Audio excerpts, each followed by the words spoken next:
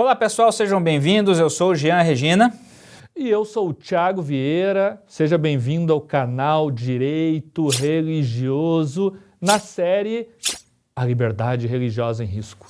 É isso aí, nós estamos comentando os votos dos ministros do STF na ADPF 811, que trata dos decretos de proibição de culto presencial no Brasil. Na verdade, no estado de São Paulo, mas é um voto condutor para o Brasil. E né? hoje, dois votos. Muito Ministro bem. Alexandre de Moraes e ministro Ricardo Lewandowski. Éder, roda a vinheta!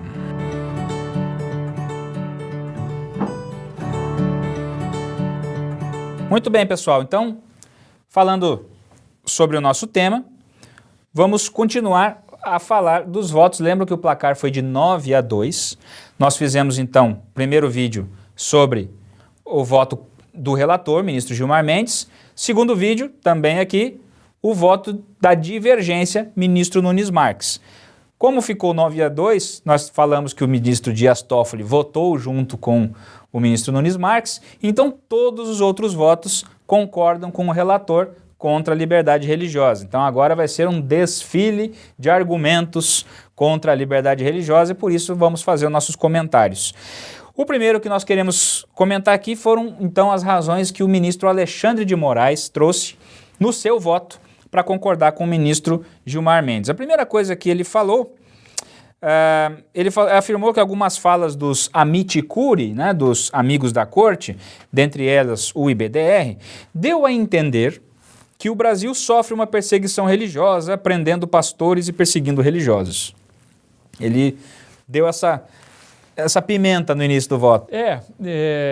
Tem perseguição religiosa no Brasil, doutor Thiago? Tem perseguição religiosa no Brasil, ministro Alexandre de Moraes. Se me permite discordar do senhor, de repente o senhor não sabe, mas em Forquilinhas, Santa Catarina, uma família estava orando a Deus e foi interrompida e impedida pela polícia militar. Outro caso que aconteceu foi no Maranhão, agora não me lembro o nome do município, até não sei se não foi São Luís, mas no Maranhão, um pastor da Assembleia de Deus estava fazendo um culto doméstico na casa de uma irmã atrás do fórum.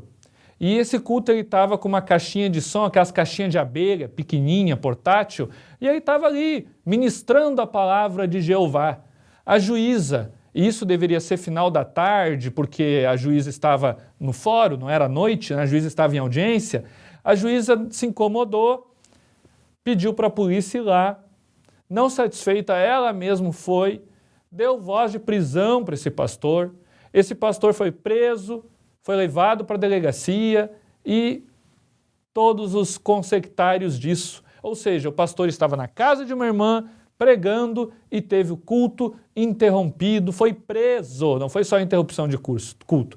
Temos vários casos de padres que tiveram a missa interrompida, inclusive sem ninguém, fazendo uma missa online, gente. Vários padres foram interrompidos, pastor anglicano, estão aí os vídeos para demonstrar na internet a perseguição religiosa advinda desses decretos. Muitos prefeitos, ministro Alexandre de Moraes, fecharam as igrejas sem nenhuma ponderação, com os leitos sobrando nos hospitais públicos e particulares, né? Sem diálogo com os pastores. E no caso de São Paulo, o governador João Dória fechou os cultos, deixou o transporte público funcionando normalmente e, ministro, 2 dias ou 3 dias depois do voto do STF, ele abriu o comércio, estádio de futebol e deixou o culto fechado. Mais uma semana. Isso não é perseguição religiosa, ministro? Será que perseguição religiosa é só decepar cabeças,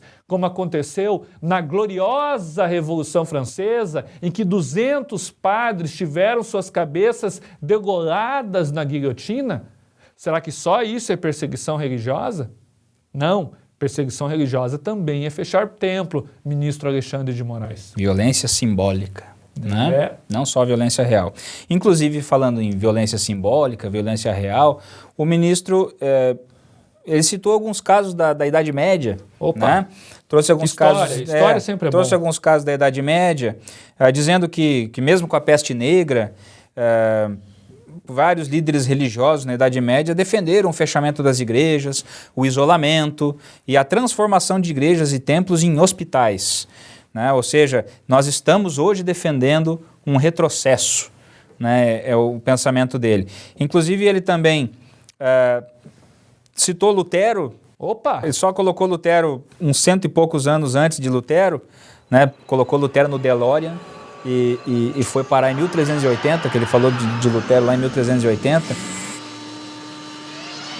chamando Lutero de Calvino reformista, mas isso são detalhes, detalhes teológicos. Detalhes. Né?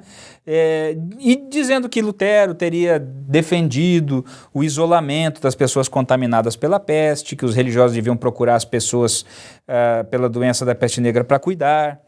O ministro afirmou que Lutero disse que as pessoas deviam evitar lugares e pessoas onde a presença não fosse necessária, para não haver contaminação, e inclusive que Deus criou o medicamento e nos deu inteligência para proteger e cuidar dos nossos corpos, né?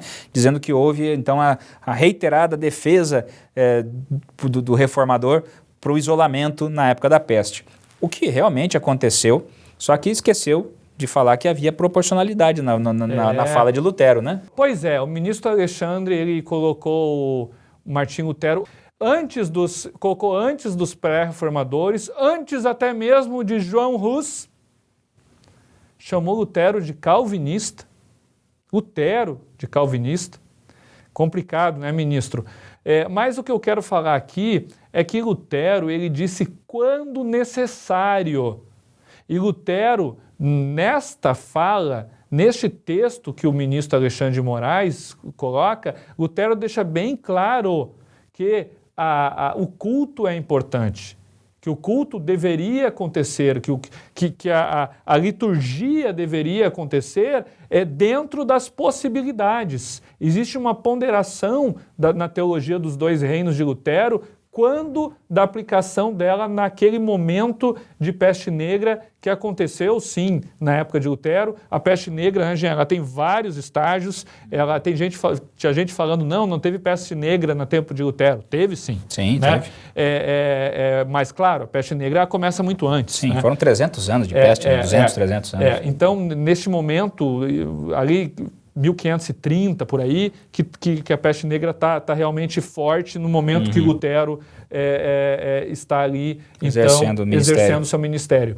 Mas eu acho que o ministro aí pegou a fonte errada. Tentou só organizar um argumento de autoridade. Assim, eu me lembro que ele disse o seguinte, que na idade sombria, na idade das trevas, as pessoas se importavam, os religiosos se importavam com a vida.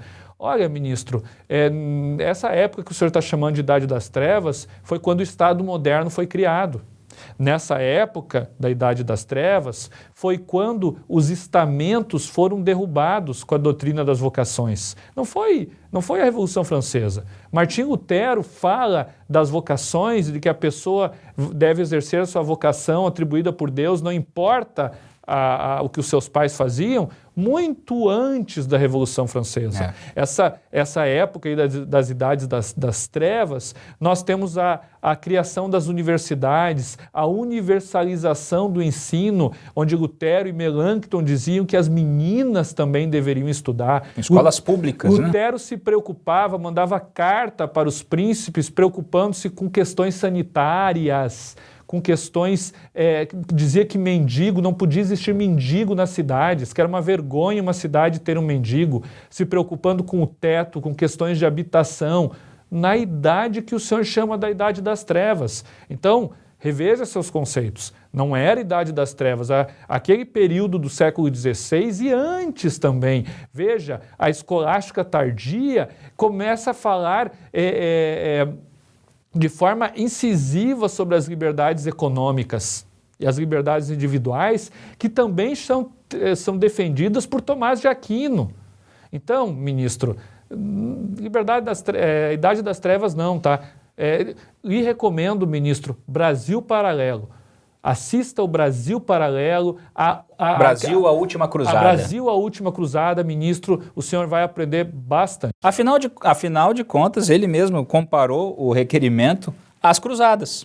Né? O ministro ele falou sobre que esse requerimento beirava as cruzadas, guerra santa, terrorismo, né? E acabou defendendo então que o poder público não pode ser conivente com um ou outro dogma, colocando em risco a laicidade e a efetividade dos demais direitos fundamentais, que no caso são direito à vida e à saúde. De novo, aquela ponderação de direitos, aquela colisão de direitos fundamentais sem ponderação. Assim, Jean, esses dias aí nós escrevemos na coluna Gazeta do Povo, Crônicas de um Estado Laico. Você conhece a Gazeta do Povo? Se não conhece a Gazeta, assine a Gazeta. Nós escrevemos o seguinte, que existe, não foi na Gazeta do Povo, foi no Voltemos ao Evangelho, a nossa coluna de direito religioso no Voltemos ao Evangelho. Você conhece o Voltemos ao Evangelho? Acesse, está ali tudo na descrição. Lá no Voltemos ao Evangelho nós dissemos o seguinte, que as pessoas muitas vezes elas querem ver as igrejas fechadas pelo medo. O medo do Covid. E o medo... Que é compreensível. O que ele faz? Ele anula a razão. Ele impede que a pessoa pense. E ele anulando a razão, ele faz o quê? Ele torna a pessoa uma negacionista. Quando você compara o movimento de ponderação dos direitos fundamentais, de coerência, de razoabilidade, de ter critérios com cruzadas, eu acho que isso é negacionismo. Até porque cruzadas, o que as cruzadas fizeram? Especialmente impedir a invasão dos muçulmanos na Europa. Que a Europa não fosse tomada por muçulmanos. Os muçulmanos são aqueles que hoje decapitam cristãos coptas no Egito, são aqueles que jogaram um avião nas Torres Gêmeas, que derrubaram as Torres Gêmeas. Que invadem vilas na África, estupram meninas e sequestram pessoas. Esses muçulmanos eram os muçulmanos que estavam tomando a Europa e as cruzadas impediram, ministro. Será que as cruzadas realmente foram tão ruins assim? Não estou aqui querendo defender a cruzada, mas só para a gente precisa pensar, precisa raciocinar. Então eu vejo que quando a gente tem medo, a gente acaba se tornando negacionista e não pondera. Acho que tá bom de ministro Alexandre de Moraes, né, doutor Tá muito Thiago? bom. Tá bom, né? Meus cumprimentos ao ministro. Muito bem. Que tem um livro sobre direito constitucional excelente. É professor universitário. Voto sobre liberdade religiosa, sobre Estado laico, o voto do ensino religioso do ministro é sensacional. Mas aqui eu acho que ele foi levado pelo medo. Muito bem. Continuando, vamos falar sobre o ministro Ricardo Lewandowski e o seu voto. O ministro Ricardo também tem votos excelentes sobre o Estado laico. É um ministro que sempre teve um olhar muito equilibrado sobre liberdade religiosa, né? Bom, ele diz que liberdade religiosa é um valor fundamental, ok, mas não se faz em um plano abstrato. Pois é, não entendi também. Depois ele citou o artigo 18 do Pacto Internacional sobre Direitos Civis e Políticos. É impressionante, Jean. Ele citou esse artigo 18, eu citei na minha fala também, e aí como ele instrumentaliza o artigo 18... Ele vira. Parece que ele não leu o artigo 18. Pois é. Bom, o que é o artigo 18? O que é o Pacto Internacional sobre Direitos Civis e Políticos, para começo de conversa? Assim, eu estava assistindo, gente, eu estava no plenário, né, virtual ali, vocês só viam o Ricardo Lewandowski, quem viu ao vivo. Caiu todos os butiá que eu tinha no bolso, quando ele disse que o artigo 18 permitia a restrição total à liberdade religiosa. Não, o artigo 18 diz exatamente o contrário, que é possível as restrições à liberdade religiosa, à liberdade de crença, desde que seja a medida adequada e as limitações sejam as mínimas possíveis. Proporcionalidade, né? De novo, esse pacto é um tratado internacional... Uma norma supralegal. Que está recepcionada pela Constituição brasileira, pelo Legislativo brasileiro, que tem força de emenda constitucional, né? Ou seja, é uma norma que está aqui, que vale aqui para nós, né? Mas ele disse que há o condicionamento da liberdade de manifestar a própria religião sujeita às limitações, né? E que a Constituição tem que ser interpretada à luz desse pacto, né?